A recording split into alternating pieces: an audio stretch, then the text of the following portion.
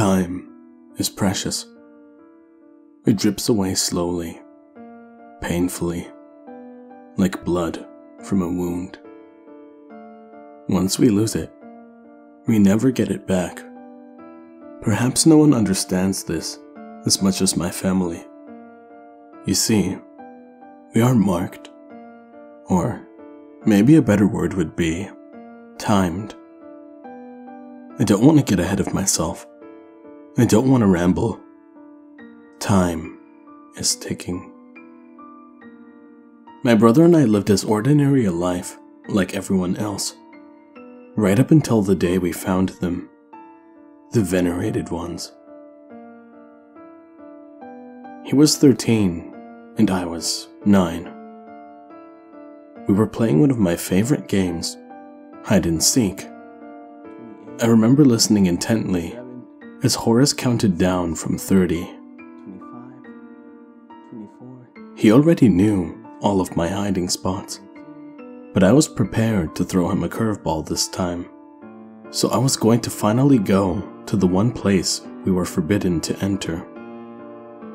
The attic.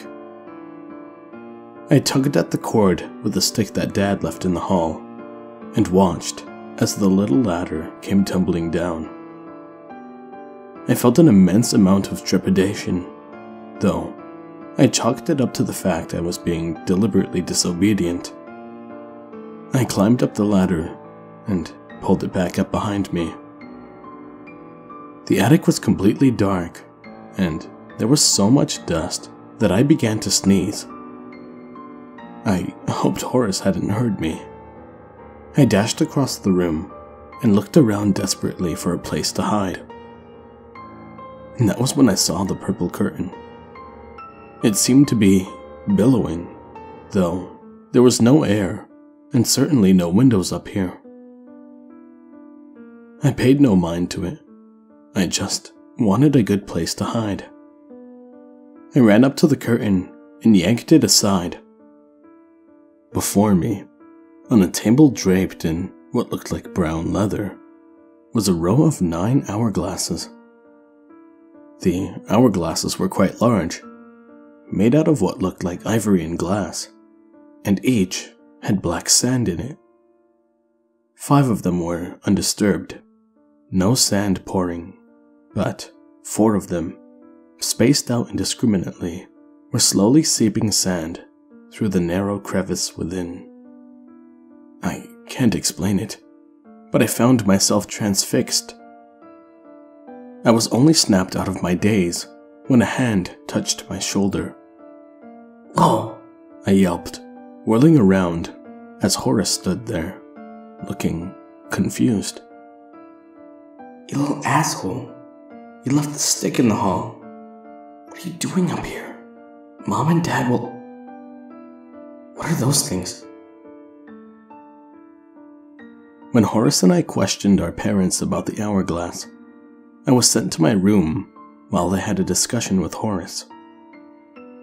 When I saw him next, Horace seemed to have lost all the light in his eyes.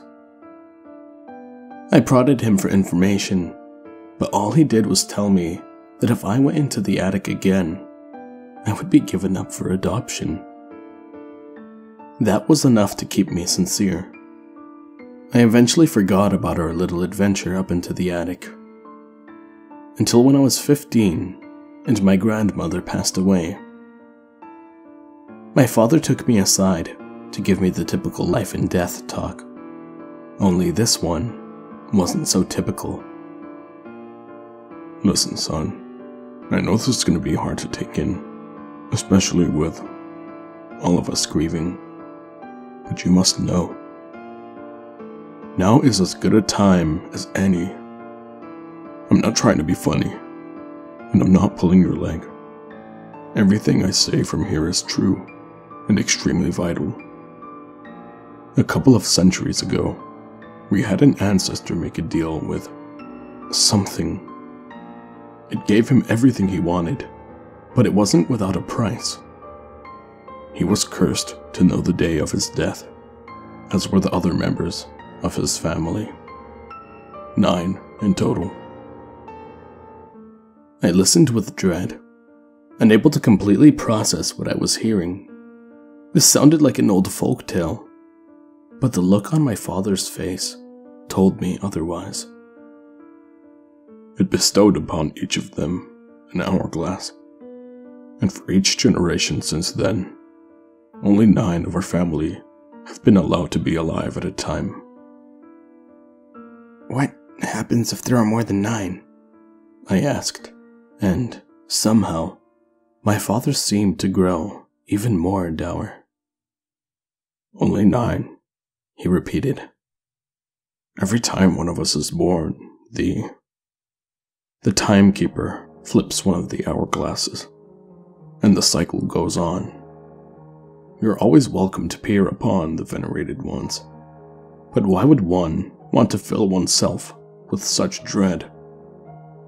Many in our line have perished by their own hands. Many have drained the last grains of their own sand. But remember this, son. The venerated ones are to be treated and respected with much care. They must never be touched, unless you want to potentially kill a relative with your recklessness. Do you understand me? I didn't want to believe him. After our conversation, I ventured up into the attic for only the second time in my life. I pulled aside the curtain and peered at the hourglass. Only 3 continued to slowly seep their black sand. I believed him. When one has such knowledge about these things, it is best to put it at the back of one's head. If not, the magnitude of such knowledge could consume you. I went on living my life, knowing, but not thinking about the hourglass or the timekeeper. My brother and I both eventually married, and as soon as he found out his wife was pregnant with twins, he was quick to tell me there would be 5 of us now. My own son Timothy blessed us with his presence a couple years later. This was when I messed up. He was so precious, so beautiful, that I couldn't bear to see him have to go through the same hell that my brother and I had to. I didn't want him going mad from the pressure of looking at his own hourglass, or being indebted to some creature that haunted our family centuries ago. So, on the night he was born, I crept up into the attic of my parents' house. I peered upon the venerated ones, noting the single one that had obviously began sifting its sand, with so much more sand left over. I was determined to break the cycle, once and for all, and so I flipped the hourglass back over. I watched as what little sand had already passed drifted slowly back in with the rest, and then I waited. Hopefully, this hadn't backfired. When I returned home, my son was still alive and well. I rejoiced. For the first few years, anyway. Timothy turned out to be quite the troublemaker, fighting other kids at school, being disrespectful to myself and his mother, and even threatening to kill everyone someday. One day, when Tim was around 9 years old, tragedy struck. My wife's car was hit by an 18-wheeler and flipped over to the side of the freeway. She was unrecognizable. I had to identify her by the tattoo on her thigh. The other passenger in the car, our son Tim, however, had miraculously survived the incident. As Tim continued his disturbing behavior, I found myself hating him. Why was I cursed to care for this demon, while my wife's life had been violently taken away? What kind of world did we live in? I fell into a depression and talked with my brother about my troubles. When I told him about what I had done with Tim's hourglass the day he was born, Horace stood up. It all makes sense now. You disrupted the cycle? I had to, Horace. He was so full of life. I didn't want to condemn him. You've condemned all of us in the process. Look, I really think he had something to do with Anna's death, and you do too. I know it. I won't ask you to fix this yourself. Despite everything, he's your boy. I'll take care of it myself, and I won't tell Dad what you've done. I wish I could say I argued. I wish I could say I tried to convince my brother not to murder my 10-year-old son. But I didn't. I wanted him out of my life. He was nothing like me, and he damn sure wasn't anything like his mother. I waited outside the bedroom as Horace entered with a pillow. He wanted to end Tim as painlessly as possible. I remember hearing my son as he struggled under his uncle's grasp. Tears rolled down my cheeks as I listened and waited for it to stop. And waited. And waited. And waited. Nearly 4 whole minutes had gone by, and Tim had not stopped fighting, despite the fact that the pillow was placed firmly over his face. When Horace finally stepped back, looking shocked, Tim sat straight up, hellfire in his eyes. Fuck you, he hissed, and Horace quickly retreated from the room. It didn't seem possible, but I had somehow made my son immune to death. I wanted to have a sit down with my father and brother, but that was not to be. Horace died from a heart attack 2 days after his attempt to kill Tim. After dropping Tim, who didn't even pretend to be sad, off at school, I went up into the attic. One of the hourglasses had been shattered on the floor.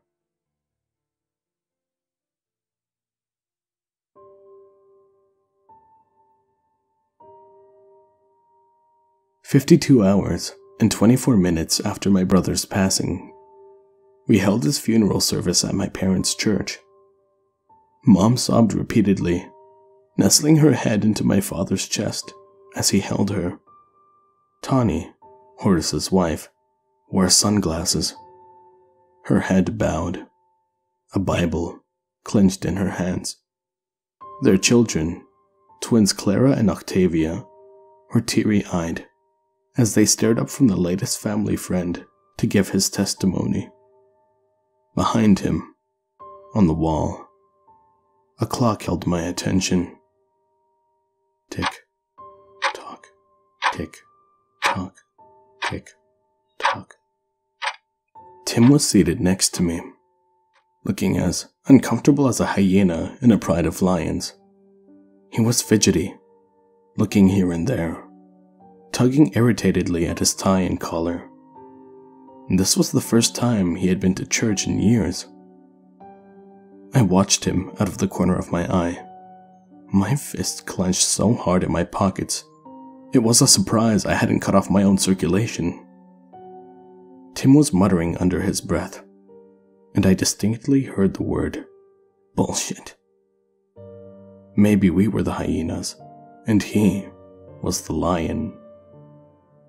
After we put my brother into the ground, Tawny ran up to me before I could make my escape in my Ford Explorer. Hey, Daniel? Can I have a word? Tim and I both stopped to look at her. Tawny glanced down at him. Can I talk with you alone? Tim rolled his eyes and continued strolling towards the car. Tawny's eyes were puffy and red, her face makeup ruined. "I'm sorry, again," I said, my voice sounding more uncaring and dead than I had intended.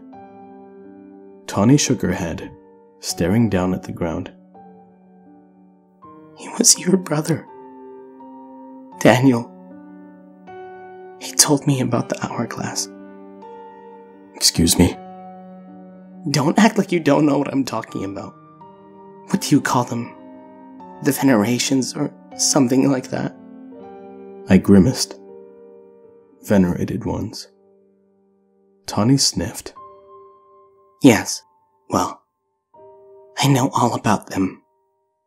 Horace told me about them before we had the girls. I have a simple request for you, Daniel. I want you to get rid of mine too. I don't care if it means I'll die painfully or whatever. Just break mine or burn it or whatever you have to do. I just can't go on anymore. She had broken down into tears. I held her, looking over her shoulder. My nieces were standing near their father's resting place, watching us. I shook my head, glancing down at the ground. It doesn't work that way, Tawny. You don't have an hourglass. And even if you did, you can't leave the girls behind. They need you more than anyone right now. Okay? You have to be strong for them. Whatever Horace told you, forget about it. The hourglasses are in good hands. Tim honked the horn of the car obnoxiously behind me. I lay in bed that night, staring at the ceiling. The alarm clock ticked away painfully on my bedside. Maybe I had been mistaken. Maybe I was wrong. Maybe I was the true monster. I was the reason my son may have been cursed to live forever. I was really going to let my brother murder my adolescent son in his sleep? Then what? Would I have taken the fall as well? When the authorities did their investigating and discovered the true nature of Tim's death? I didn't know. What I did know, however, is that Horace had been murdered, and the suspects were low in number. Tawny knew about the venerated ones, but what had she to gain, besides a relatively small amount of money, by killing Horace? She had seemed pretty dire at the funeral as well, so I counted her out. Horace's girls were only 12 years old, and I wasn't sure if he had ever gotten around to telling them about the hourglass. Mom and Dad knew, but, again, what was there to gain? The last person left was my son. His uncle had attempted to smother him in his sleep, so he was most likely to have a vendetta. The only problem, the fact that I had never spoken a word about the hourglass to him before. How could he have ever known anything about them? And how could he have known which one was Horace's? The last part is what frightened me the most. It made me think of the timekeeper, or whoever or whatever it was. Dad? I jerked up slightly, glancing at my open door. Tim was standing there, rubbing his eyes and feigning tiredness. Hey, sport, what's up? I had a bad dream. Can I sleep with you tonight? Every ounce of me wanted to say no, but fatherly instinct kicked in. Sure thing. Come on. Tim climbed into bed with me and turned his back to me. The two of us lay there in silence for a few seconds before I decided to prod him. You okay, buddy? Yeah, just a bad dream is all. What was it about? I asked tentatively. Tim turned and looked me in the eye.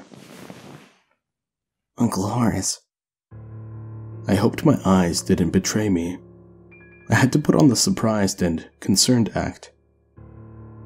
Oh yeah, I'm sorry, Timmy. I know his death was sudden, but it's all gonna be okay. Tim hadn't turned away from me. I had a dream. He tried to kill me. He put a pillow on my face, and he wouldn't let go. Why would I have a dream like that, Dad? I don't know, buddy. But you know your uncle would never have to hurt you. You know that, right? Tim and I continued to look at each other for a few seconds, and then he turned around yawning. I'm tired now. Good night, Dad. That night, I had a bad dream of my own. I could see two babies sitting next to each other, facing me. Behind them, a massive clock's hands began spinning madly. The babies aged up rapidly, turning into a man and a woman. Eventually, 7 more babies appeared and aged up as well. The hands of the clock continued to spin. The man, the one who had been the first baby, now had a pained expression on his face. His skin was suddenly ripped from his body by some unseen force, leaving him red and exposed. Still, the clock spun on, dizzying me as I stared in horror. The woman turned to dust, and so did her children, but not before more babies sprung up. These babies lasted all but 3 seconds. Most of them vanished, their screams lost in the throes of time. The numbers adjusted so that there were no more than 9 beings at a time. The cycle continued as generation after generation sprung to life and died out like 1,000 candle flames. I went and visited my father the next day. Mom was in the bedroom, dealing with her grief in private. Dad looked like he hadn't slept in days. He walked sluggishly. His face seemed to sag, and his eyes were bloodshot red. It tore me up just looking at him. But this conversation had to happen. Dad, I hate to say this, but things aren't right. I checked the venerated once after Horace died. His was smashed on the floor. My father glanced up at me sharply, dropping his beer on the floor. Smashed? But how? Our shadows were cast across the living room, the sun setting just outside the window. I set my own beer down and clasped my hands in front of me, looking intently at my father. Tell me more about this, timekeeper.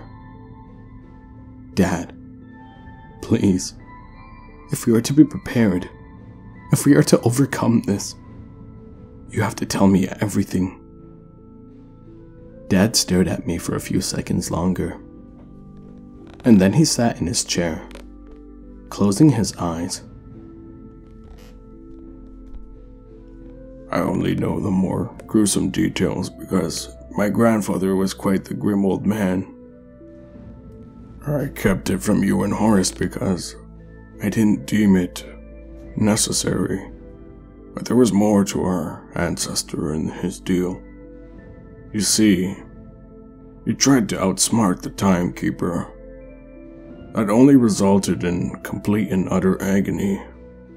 His soul was ripped from his body, as was his skin. The leather on the table in the attic, it isn't leather, son. His hide had been forced to bear the 9 fates of his descendants. The timekeeper has a twisted sense of humor. Dad got up and grabbed another beer. He took a few swigs before continuing his tale. His children were fools. They kept having children, but each baby was claimed by the timekeeper. Only 9 can live at a time. It led to utter turmoil in the family. Some turned to murder, others to suicide. It took a while before we finally learned to keep the tree nice and trimmed. I'm as much a fool as they were, I murmured quietly. I looked at my father in the face. When Timothy was born, I flipped his hourglass back over. Not a single grain of his sand has been sifted. My father was looking at me like he never had before. I could see terror etched in every line of his face, his mouth hanging open in horror. You know not of what you've done. I should have known. That explains everything. Tell me, what can I do to fix it? How can I save my son? My father's eyes were cold and lifeless. He isn't your son. The timekeeper seized his soul the minute you flipped his hourglass. Something else took up residence in his empty vessel. We must end him. My father made a mad dash for the stairs. It was the fastest I had seen him move in years. We ascended the ladder to the attic and approached the purple curtain that concealed the venerated ones. My father yanked the curtain aside, and for the first time in a long time, the two of us gazed at the family heirlooms. Something wasn't right. Horace's hourglass remained in fragments on the floor. 5 continued to sift black sand. Did you flip one of these when you last came up here? My father asked, clearly just as shocked as I was. I shook my head. No, I didn't even look at them. I was so focused on Horace's. It was clear which hourglass had been flipped almost recently, due to the massive amount of sand left over in it. But to whom did it belong? Most concerning, however, was the fact that one of the hourglasses was just running out of sand. Someone would be dead in the next few seconds. Dad? That was the last thing I remember, before everything went black. Drip, drip, drip. I could hear the sickening sound, even over the screams of what was clearly a hysterical woman. I sat up, my head aching, and beheld a grisly sight that will haunt me forevermore. My father, his head split open, blood dripping onto the floor. No! No! I cried out, reaching desperately for my father, but it was too late. His hand had fully sifted, and his time in this life had come to an end. I still wish I could have taken his place instead. Tawny was sitting beside his corpse, a large metal rod in her hands, tears and mascara running down her face. Still woozy, I could barely process the scene.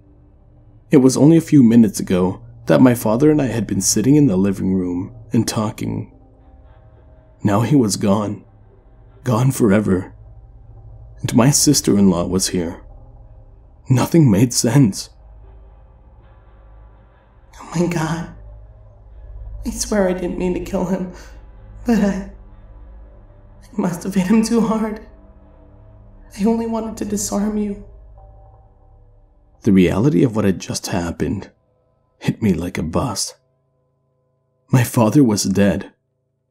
My sister-in-law had just killed him. My sorrow suddenly flared up into pure, unadulterated rage. How dare you? I moved towards her, but she swung at me, making me dodge and lose my balance.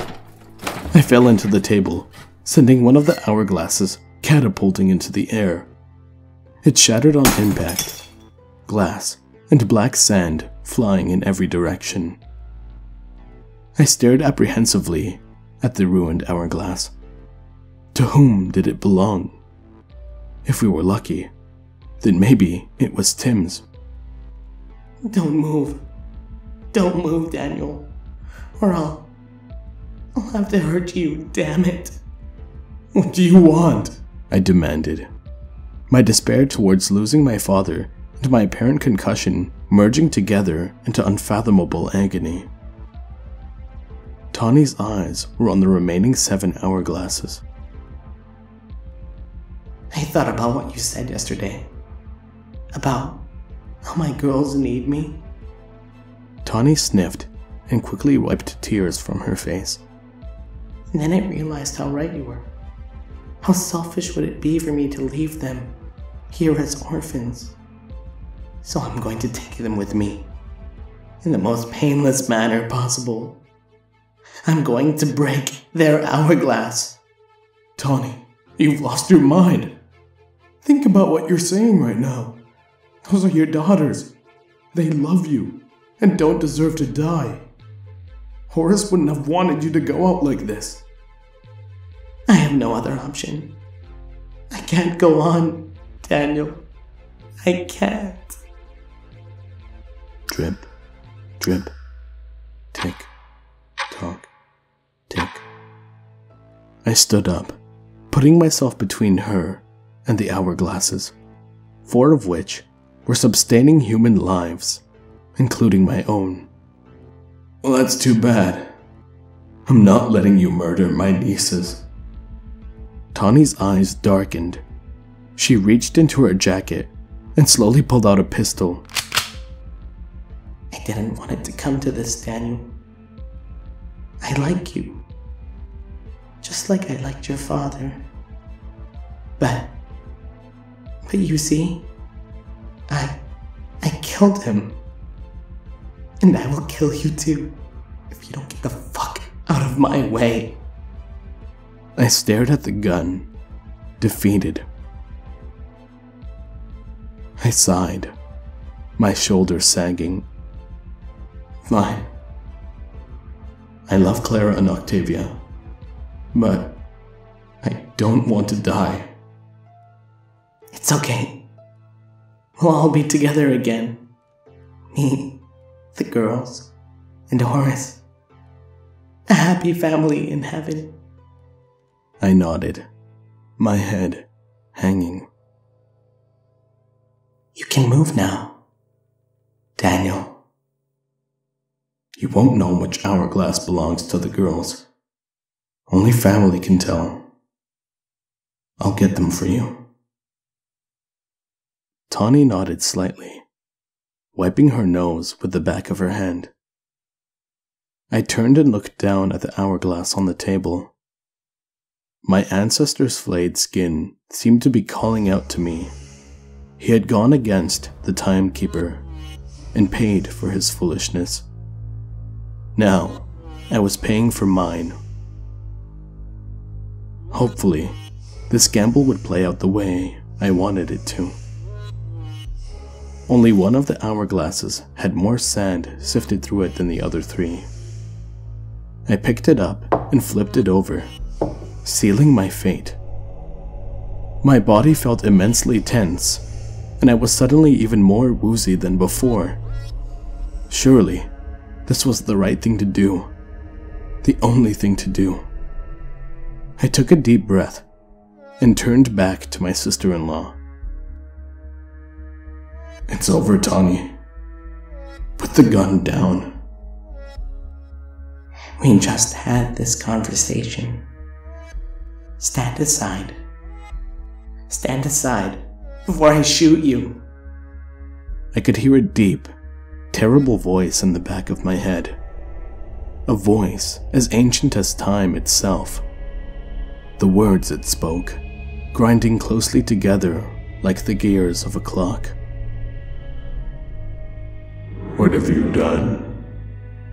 I will take you, as I have taken your son. I took a step towards Tawny, and she took one backward. Damn it, Daniel! Drip, drip, drip. Your soul will be mine, as are the souls of the one who came before you. Stop, Daniel.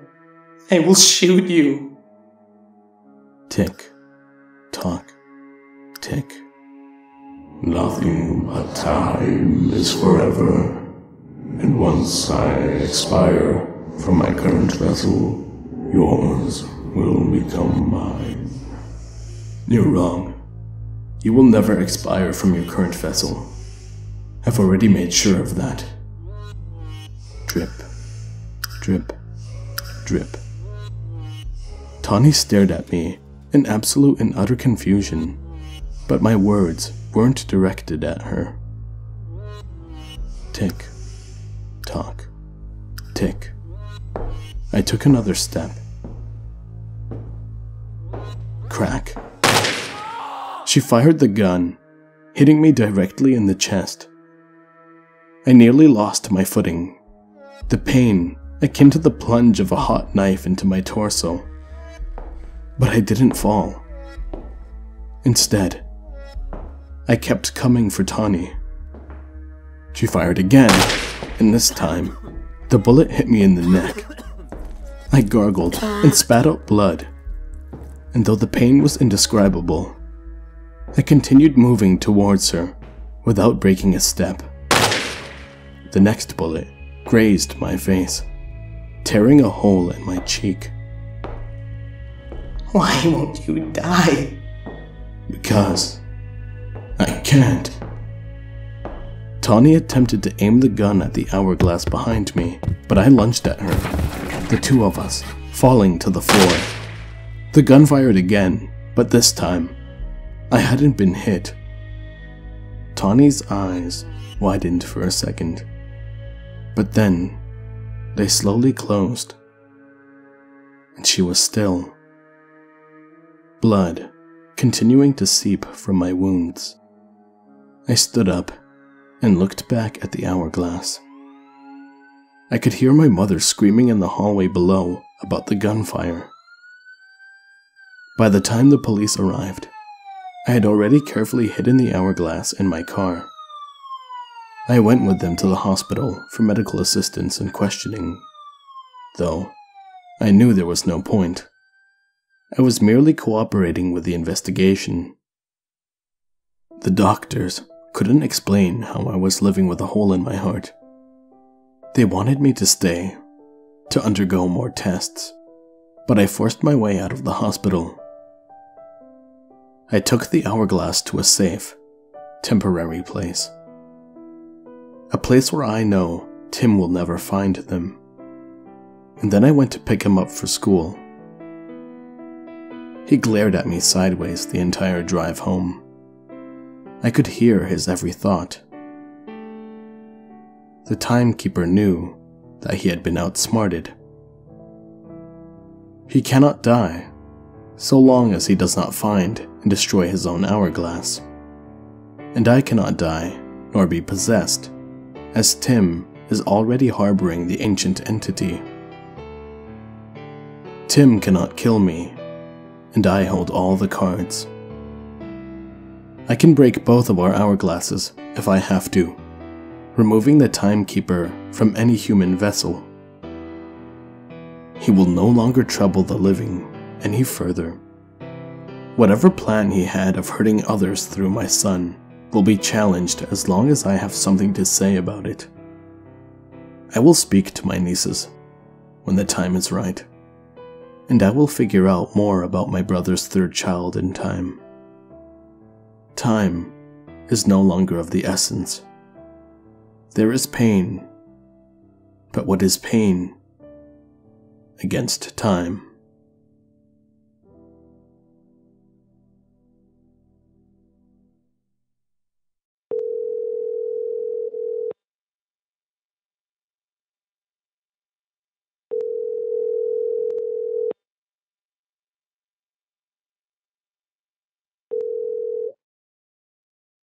Please leave your message